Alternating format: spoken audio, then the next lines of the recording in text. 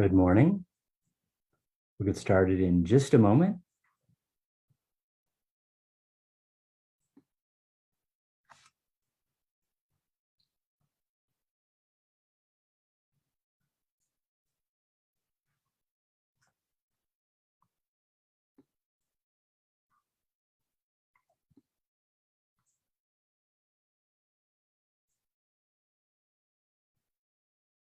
Happy early Friday.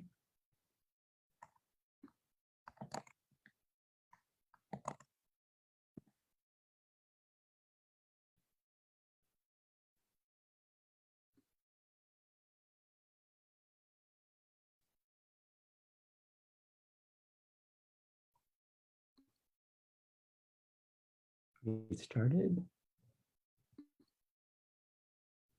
Let's see.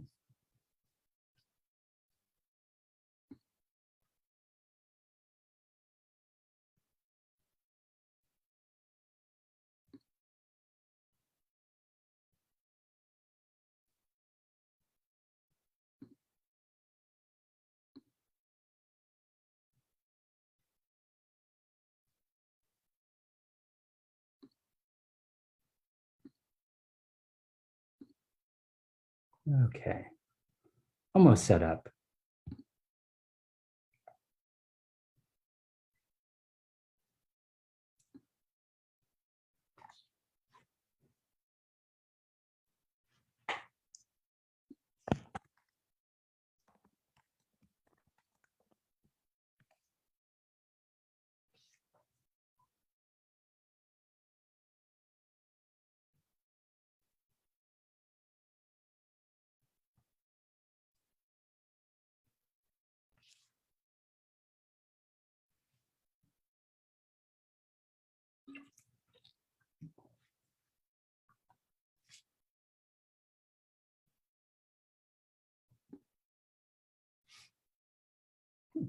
Interesting.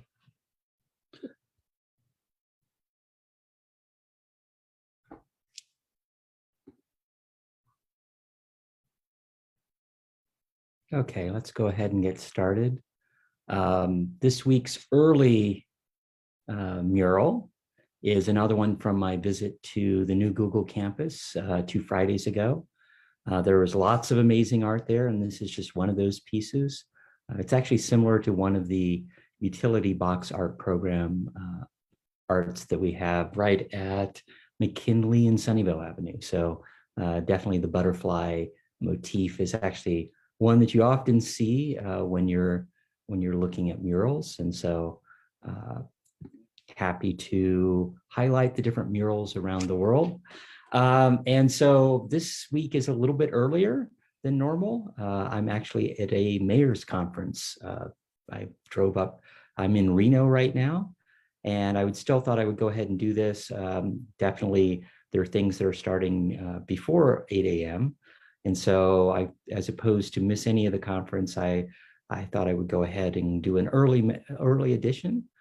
So hopefully those that are getting up early, I'm joining your morning. But if you're watching this later, it's always good also. But let's go ahead and get started. I hope everyone had a good Memorial Day weekend with friends and family.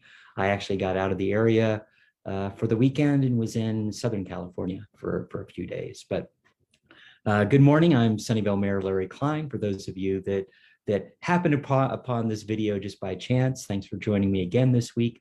This is the 116th installment of my weekly office hours. So happy Friday. I hope everyone's doing well, and welcome to June. We've now reached 809 days since the March 16, 2020 county health order started the shelter in place in an attempt to slow the spread of COVID-19. Over 2 years ago, I converted my weekly coffee shop office hours into this weekly LiveStream address, and I haven't missed a week since. People still say they enjoy hearing from their mayor each week, whether or not they're watching this address live or watching it delayed sometime in the next week or two. I get comments sometimes weeks after on this post, but I still really enjoy these weekly sessions because they allow me to look back over the last few weeks and provide you some updates, some news, answer some of your questions and provide you some general words of encouragement. So thank you for allowing me to continue to represent you and work for Sunnyvale however I can. Let's go ahead and talk about what's happened at the federal, state, county, and city level over the last 2 weeks. Last Monday, Governor Newsom threatened to impose mandatory water restrictions if residents don't use less water on their own. The drought continues to drag on, and definitely hotter summer months are approaching. Ultimately, Newsom met with several of the water agencies in LA and San Francisco, San Diego counties, and whether or not they've basically put in a requirement for those counties that they would target reduced water usage as well as conceivably impose fines, but it wasn't a mandatory water restriction yet. So his office says that he will meet with water agencies again in 2 months and continue to meet with them at intervals in those 2 months. I think what needs to get done is put in a mandatory water restriction like Governor Brown did back in 2015, 2016. I do think that is critical. We're at that point now, but we'll see. Do whatever you can do to reduce your water usage. I've been showering with a bucket, for a while now to water the outdoor plants, the vegetables, and things of that nature. But drip systems, and we'll talk more about what restrictions the city put in, as well as Valley Water. Last Tuesday, Valley Water adopted a program to enforce restrictions on outdoor water use for residents and businesses. The new program includes conceivable fines for those who ignore, repeated notices to correct violations. First, you get a warning, and if you don't follow warnings, then you get fines. This program took effect yesterday, or actually Wednesday, June 1st, and it enforces the Valley Water's restrictions on encouraging, water reduction wherever they can. So watering ornamental lawns more than 2 days a week is not allowed. Watering any outdoor landscape between 9 a.m. and 6 p.m. Any outdoor watering that results in excessive runoff, of course, and then watering outdoors during the 48 hours after a rainstorm that produces at least 1/4 of an inch of rain. I'm hoping that we'll get that rain, but I haven't seen that rain anytime lately, so don't expect that. And then last Tuesday evening, City Council met, and we started with a study session on the potential closure of the 100 block of South Murphy Avenue. We got a report from staff that, more than about 92% of residents and a similar number of businesses were in favor of banning car traffic on South Murphy. It's been talked about for years and years, and I think that's one of the positive things that's really come out of COVID. In general, council was in favor of closing Murphy Avenue. Of course, the devil's in the details. There's issues on how to make Murphy Avenue ADA compliant. It's putting in a area to make sure that there's access for an ambulance or a fire engine down the center of the street. And then also who pays for the long-term maintenance and who pays for, the upgrades to the street to do ADA compliance. So it was an interesting discussion. I think, we'll get more feedback back from city staff later this summer, and then we'll make some final decisions from a council standpoint. So more news on that later. Council also adopted a resolution to extend the declaration of our stage 2 water supply shortage and continue to implement the 15% water reduction target. And so ultimately, as opposed to 3 days a week previously, now the new irrigation schedule is required to be 2 days a week max. And so that's extending the stage 2 water from 15% water reduction target through June 30th of 2023. So at least for another year. And, ultimately, we have, you can now water on odd number, depending upon what your address is. If you're have an address ending in 13579, so an odd number address or no address, those locations should only be irrigated on Monday and Thursday. And then if you have an address that ends in an even number, those should be only irrigated on Tuesdays and Fridays. So there should be, only watering on Monday and Tuesday and Thursday and Friday, and any other day of the week should not be watered. And so there's transition, and definitely people need to update their water systems and all that. So it'll be a while before you should really be reporting people that aren't watering on the right days of the week. But that's the ultimate target, to allow enforcement in figuring out who's watering their lawns too much. And then on their designated irrigation days, customers should only be irrigating between 9 a.m. and 6 p.m., of course. And then last Saturday, Governor Newsom announced that he had tested positive for COVID-19 after exhibiting, mild symptoms. And so definitely, and I've been hearing this from a lot of people, lots of people, especially with this latest strain, have been at least exposed and have some sort of symptoms. So the latest strain is very difficult as far as that's concerned. And, the governor continues to work remotely, according, of course, to local and state health guidelines. Governor Newsom said he would remain in isolation for at least until yesterday, June 2nd, and then until he tests positive. So continuing to work remotely. He's also been on a 5-day regimen of Paxlovid, which I've heard has worked very well for some people. So I'm not sure, when the governor will be back in person. He's vaccinated, he's received his boosters. So ultimately, he will hopefully be back relatively soon. But I hear that from a lot of people that you will talk about the number of people being infected around the nation, around the state, around the county, and all that's been increasing pretty rapidly over the last few weeks, to say the least. We're back to numbers that we had during the Delta numbers back in August of last year. So hopefully everybody's staying safe and wearing their masks when they can. Monday, of course, was Memorial Day. There were lots of events around the Bay Area to honor and remember those who really made the ultimate sacrifice for the freedoms we really enjoy. I don't know if you've had a chance to attend any of those, but definitely lots of different events to honor the fallen from a veteran standpoint.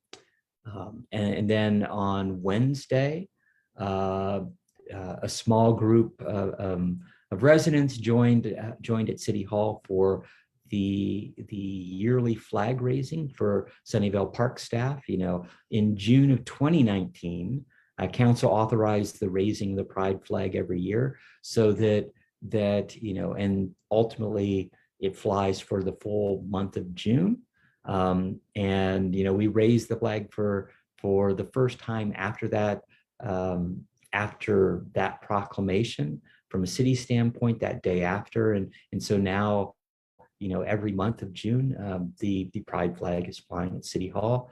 I'm hoping that next year's celebration will be a lot bigger, once we'll have the new City Hall open at the end of this year, and then have a bigger celebration in the area in front of that City Hall as we have new flag poles, and I think a much better place. And we're already planning, talking to city staff about how we can make that event so much better next year with the new City Hall. And then on Thursday, so just yesterday, Alameda County health officials announced that they would reinstate indoor mask mandates starting today, with seeing that rise in COVID-19 cases. So Alameda County became the first county in the Bay Area to reinstate that mask requirements in indoor public settings. In February, Santa Clara County was the last county to remove those mandates. And so we'll see what's happening. Definitely at the federal level, there's been some talk about reinstating the transportation mask mandates around the country, and whether or not the CDC has that capability. So we'll see what happens. Definitely we've seen a big surge in the number of cases of the latest Omicron variants, but right now I haven't heard, and of course I haven't, I was in the conference yesterday, haven't heard any discussion from Santa Clara County health officials on whether or not that will be reinstated. So, our health officials continue to monitor cases and hospitalizations don't seem to be rising dramatically, although the case counts do seem to be relatively high. Yesterday, of course, I drove to Reno, and I'm here at the U.S. Mayor's Conference. So, this is the conference of mayors that happens on a yearly basis. There are federal representatives here. There are mayors from around the country. It's actually been good to yesterday was the climate mayors conference. So talking about what we can do from a sustainability standpoint, from an environmental standpoint.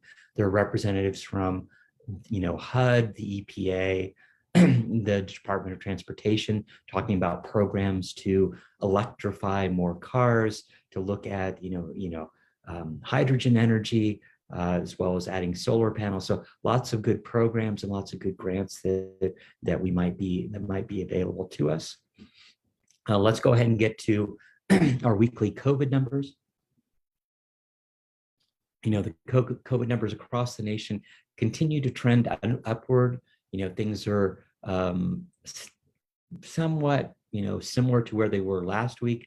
We've now had 84.3 million cases. That's increased by another 800,000 cases just in the last week. From a national standpoint, we've had over 258 million people vaccinated with at least one dose. That's almost 83% of those 5 and older. And with one dose, and 76% of adults are fully vaccinated across the nation. And then as far as deaths, the CDC finally issued that we passed 1 million deaths within the last week or so. And so we went up with about 1,800 deaths in the last week. So about 1 million and or one. Is that right? Yeah, 1,003,000 approximately deaths total. And then from a California standpoint, we've had more than 8.9 million positive cases. So now our case rate of new positive cases has surpassed 3,000 a day. So it's very, very high now from across California, across the nation. And with the number of people that are doing home testing, those numbers are probably a lot higher than that. So the 13,000 a day now is up from 10,000 just a week ago, 8,000 2 weeks ago, 6,000 a week before that. We're rapidly seeing the number of people that are testing positive from COVID. We now have about a 7.9% test positivity average in the last 8 weeks. And of course, that's an average of over 8 weeks, showing that the positivity right now is very, very high. California's had almost 91,000 fatalities. We've had about 200 additional deaths just in the last week. And then from a county standpoint, we've kind of stabilized. We now have a cumulative case count of over 348,000 cases. We're up another 7,000 in the last week. That's actually down from 7,500 the week before. But before that, it was 6,000, 4,000, 3,000 on a week-by-week basis. Of course, all this is not taking into consideration those that are testing at home, but looking at sewage monitoring, which is one of the things that they've been doing for the last about almost 2 years now. We're definitely seeing a similar increase when we look at possible people that that are testing positive with Omicron. And so, we've continued to have people die from with COVID. We've had additional 9 deaths, so that takes our total to 2,292 deaths. But vaccination rates continue to slowly inch upward. We have now over 94.8% of those 18 and over are fully vaccinated, and more than 70% of those that are eligible for the booster have received that booster. So it's good from a county standpoint. I continue to do lots of advocating, talking to county health, talking to our county supervisors for testing. As I said previously, the county has stopped, COVID testing at the Sunnyvale Community Center, but you can still find locations around the county. Go to sccfreetest.org, or if you still need to get a booster or know someone that needs additional or to get their shot, but most people are trying to get boosters, and boosters were approved for those 5 through 11. So conceivably, your son or daughter needs to get a booster. You can go to sccfreevax.org and get your booster. Let me go ahead and announce some upcoming events. So of course, this weekend is Arden Wine. So the chamber has brought back Sunnyvale Arden Wine. We had our mini event last October, but this is closer to what it used to be. Ultimately, there'll be over 200 vendors, so selling art. There will be live music performances all day on 2 different stages. There'll be our standard wine and beer and margarita booths, and dining on Murphy Avenue, as well as a few food trucks and several business exhibits. There'll be art for the kids. So there's lots of interactive crafts for the kids, and definitely some fun events around the downtown. So this is basically the old Macy's parking lot. It's Washington, it's Sunnyvale. So it's a lot of the area closed down, and a stage right there at the corner of Washington Avenue and Sunnyvale Avenue. So definitely go out, enjoy. I know a lot of people have been looking forward to this time, and ultimately it's a big kickoff for summer for a lot of people. So hopefully to see you down there. I'll be there on Sunday afternoon. So come and say hi if you get a chance. Upcoming Tuesday, of course, is Election Day. So don't forget to turn in your ballot if you haven't already mailed it in.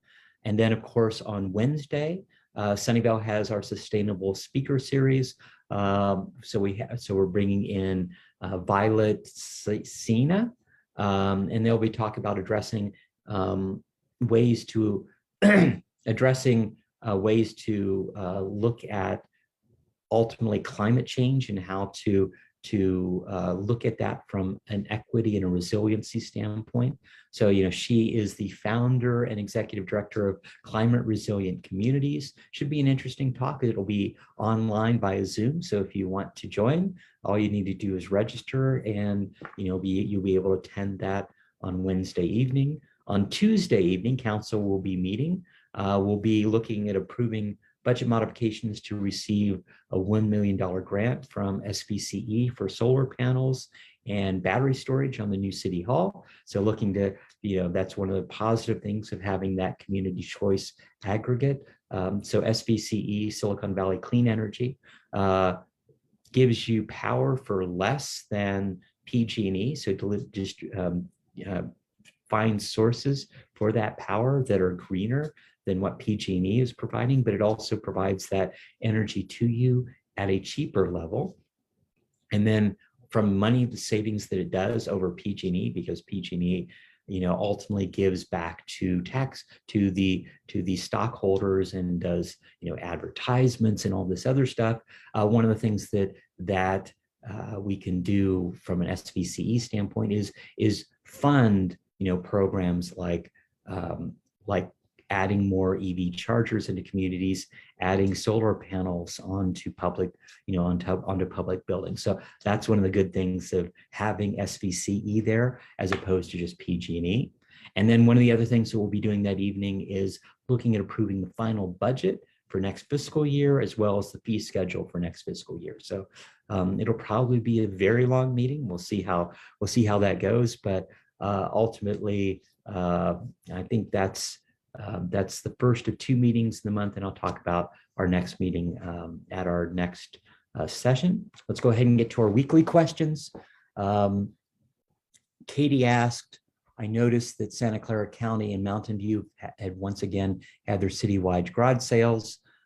Is Sunnyvale going to hold a citywide garage sale or extra cleanup days to set junk out for our trash cans? So I checked with city staff, and currently there are no plans to do a citywide garage sale this year. As for extra cleanup days, you can request on-call curbside collection for extra garbage to dispose of, carpets, electronics, other kind of bulky items. Residents can schedule an on-call, basically pickup twice a year for no additional charge. And I know that there are several neighborhoods that basically reserve trash dumpsters for that. So if your neighborhood association can do that, that's one of the things that do happen on a yearly basis. There are also extra dumping at the SMART station or at the dump in the spring and in the fall, so that'll be coming back in October. And then from a garbage standpoint, you can also buy extra tags if you need to put out extra bags of trash. So that's also a possibility at the end of the day. Jeff asked, we are getting close to election day. Do you have any suggestions on ballot measures? So yes, we are only a few days away. It's next Tuesday from election day. Everyone should have received their ballot. As far as ballot measures are concerned, there are 2 that I have some opinion on. One is Measure A. So from my standpoint, Measure A, please vote no. And this is a measure. Measure A is to change the number of terms for the 5 Santa Clara Water District board members. Ultimately it was in 2010, I think, the residents and the county passed terms to limit, and there previously weren't term limits, but we at that point did a term limit of 3 term limits, 3 4-year terms, and that was approved by 75% in 2010. This ballot measure is basically, and the terminology is what I don't like, amend the ordinance to limit board members to 4 successive terms. So to me, that was a little bit misleading, or actually very misleading at the end of the day. It should have been, amend the ordinance to increase the board members to 4 successive terms. And actually several board members actually came out against this wording. I do think that, basically educating residents on saying that it was to increase board members to 4 successive terms, to go from 3 to 4 terms, would have been a positive thing, and I do think that experience and term limits are kind of go hand in hand, but to put it on a ballot this way, I don't think was positive. And I think that was, too misleading for residents, and hopefully residents are educated enough to know that it's to increase, it's not to limit, it's increase the term limits from 3 to 4. And then for Measure G, please vote yes. Measure G is a $275 million school bond for Fremont Union High School District. They've been doing a lot of good work on modernizing all their different classrooms and schools. They're part of the way through that, and so this will make sure that effort completes. They opened up the new district offices in the adult learning school earlier this year. They also renovated the student union at Fremont Union High School, or Fremont High School. And so ultimately, I think, they've done very good with their money. This is, improving technology. And I think, most of the buildings are over 50 years now, 50 years old. And I think it's making sure that our students have a good place to learn. So I am, definitely in charge of that. or in favor of that ballot measure. Ultimately, it's about $16 per $100,000 of assessed value. It's not market value. So ultimately, it doesn't really affect some of the seniors whose property values are protected by Prop 13. Shane asked last week, wondering if you're endorsing anybody or can make any recommendations for people to consider for the upcoming election. So I did mention a few people last week and actually forgot a few people. For Assembly, I've endorsed, Evan Lowe. And then for State Senate, I've endorsed Lily May. I think Aisha Wahab is a good candidate, but I've been working with Lily May for multiple years now, especially under COVID, and have found her to be, very positive influence. And some of the changes that she's made in Fremont are very similar changes to what we're looking at in Sunnyvale, and we've actually been, very collaborative as far as that's concerned. Last week, I forgot to mention that I endorsed Jeff Rosen for district attorney. He's been at the forefront of a lot of the hate crime issues and making sure that those get prosecuted. He took he showed up at lots of events through, Black Lives Matter, as well as some of the anti-Asian hate events that happened. And so, I've been impressed with him. Definitely there are some issues that need to get changed in the district office, but I do think that he has done a good job overall. And then I met with both candidates, or I'll say the top two candidates for sheriff, Kevin Jensen and Bob Johnson, Jensen and Johnson. And I think they will be, they're definitely the two top candidates. I do think that both of them want to change what the sheriff's department, and lots of issues in the sheriff's department. I think Bob Johnson, the Palo Alto chief of police, edges out Kevin, but I do think that both of them are good candidates at the end of the day. I think Bob Johnson, this is always the problem, Robert Johnson or Bob Johnson, ultimately is a little more forward thinking. Kevin Jensen was in the department, but also clashed with the current sheriff. And so I do think that both of them will make a good sheriff at the end of the day. Tom asks, are there local polling locations open? So yeah, definitely there are polling locations that are open. Everyone should have received a ballot by now. There are several ballot drop locations within the city, one at the community center, one at the library, but polling booths are open in case you didn't get a ballot or you've had some issues. Washington Park, the Washington Park building, that's been open for several days now. And then opening tomorrow through Election Day. There are multiple locations around the city: Braley Park Communities, the Community Center, Fair Oaks Park, the Columbia Middle School, and Cupertino Middle School. All will be open from 9 a.m. to 5 p.m.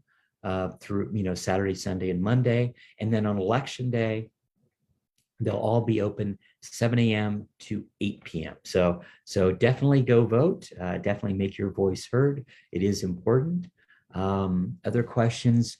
John asked, where do I report or who do I report it to if I see water waste? So Valley Water is in charge of receiving that and doing so they have inspectors to actually respond if there's water waste. To report water waste, there are several things you can do. You can download their Valley Water app, and there's a place on there to report water waste. You can go to their website and look for, the report a water waste location on the Valley Water website. Of course, you can also, actually while you're there, you can look at rebates that they have if you want to convert your lawn into drought resistant landscape. So that's always a good thing. And then you can call them directly, 408-630-2000, or you can can email them at waterwise, WISE, at valleywater.org. So those are all the possibilities as far as that's concerned. Let me see if I have any questions in the chat. I don't see any questions. Let's go ahead and wrap up. Thanks for joining me early this week. Hopefully I get a good number of people who watch this later. If you have any questions, of course, you can always email me at council@larryklein.com. You can just add comments into the chat if you have questions. But thanks for joining me again. We continue to live in uncertain times. I want you to know that no matter what the challenges we face them together.